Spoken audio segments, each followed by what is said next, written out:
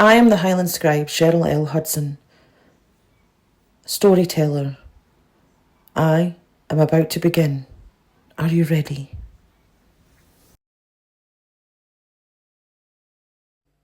I am the Highland scribe, scribe to the stones, to the winds, to the bloodlines that walk unseen. Come closer, closer still. You see, the fire's warm, but this tale tonight, well, this tale runs wild. Now you see, this tale was told to me by my great-grandmother, and she heard it from her mother, and so on and so forth. This was passed down sort of like a story stone that each woman in the family smothered in their pockets and carried and passed on. Now, this tale is older than fences and roads, and older than names, some would say. Now, it was told on nights when the air seemed to still and the rain would batter heavy off the roofs. But this tale always found its way back, time and time again. The words shift slightly with each telling, but the bone of it, aye, the bone still stays the same. This story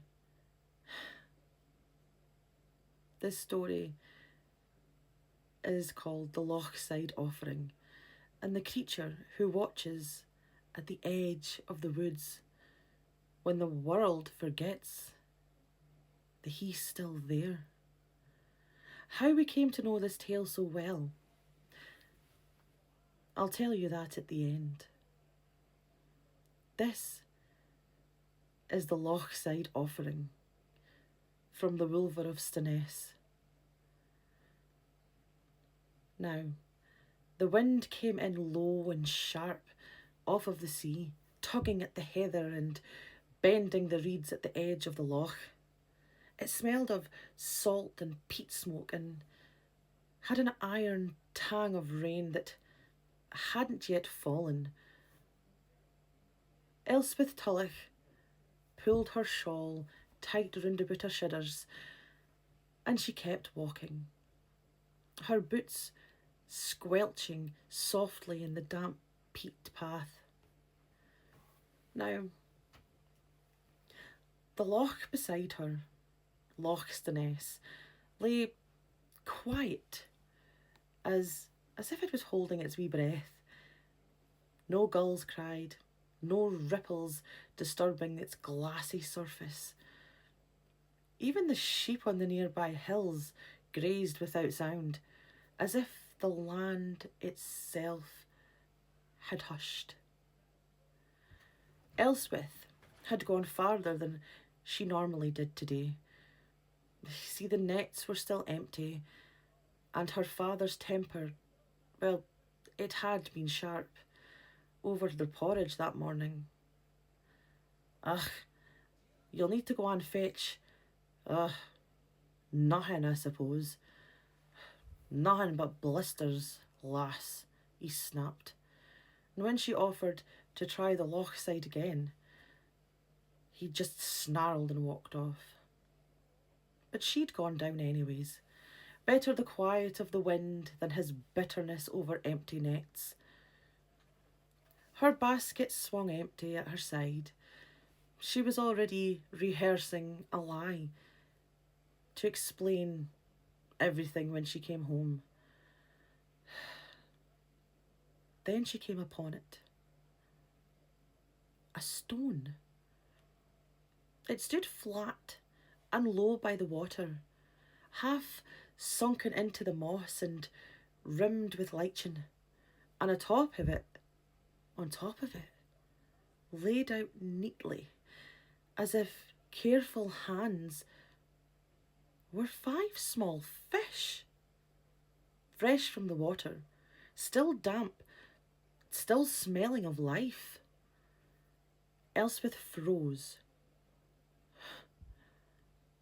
There was no one nearby. No footprints, none in the mud as she looked. No creel, no line, no pole. Just fish. And just the stone. She turned slowly, scanning the edges of the woods. Nothing. The trees stood dark and still. Shadows moved, but none took form. "Is somebody there?" she called, her voice softer than she meant it to be. No answer came, only the gentle slap of the water on the stones and the breath of the wind in the grass.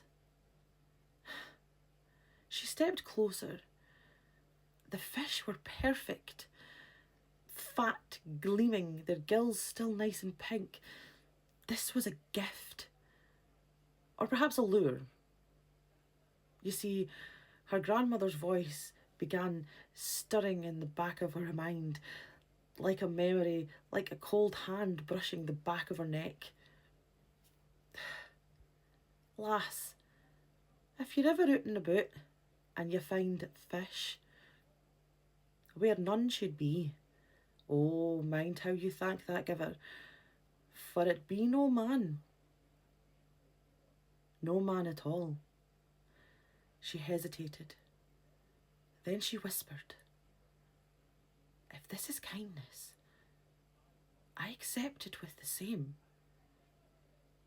So she took 3 of the 5 fish and left the others on the stone. She didn't know why some strange instinct told her to do this, but she did it anyway. And as she turned to go, she looked once more to the tree line around the loch. And there, far up on the ridge, almost too distant to be real, she saw it. A figure, tall and broad, upright like a man. But the head, it was wrong. It was long and narrow, canine, wolf-like, just watching. She blinked. When her eyes cleared, the figure was gone. She stood still a moment longer, heart thrumming in her chest. But not with fear. No, it was something colder, wilder, older than anything she'd ever known. So she walked home with fish in her basket, swinging away, and the image of the shadow burned behind her eyes.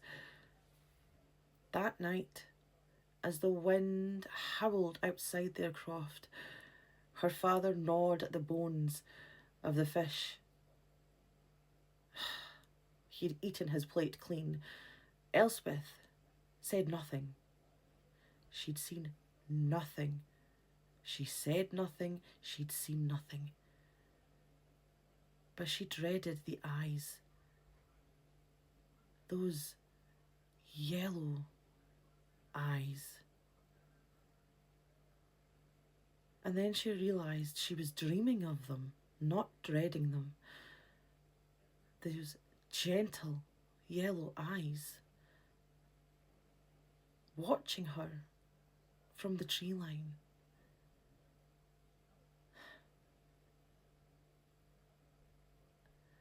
Realisation came upon her that she was mesmerised and she had to know more. I am the Highland Scribe, scribe to the stones, to the winds, to the bloodlines that walk unseen. And if you want to hear part 2, stay tuned.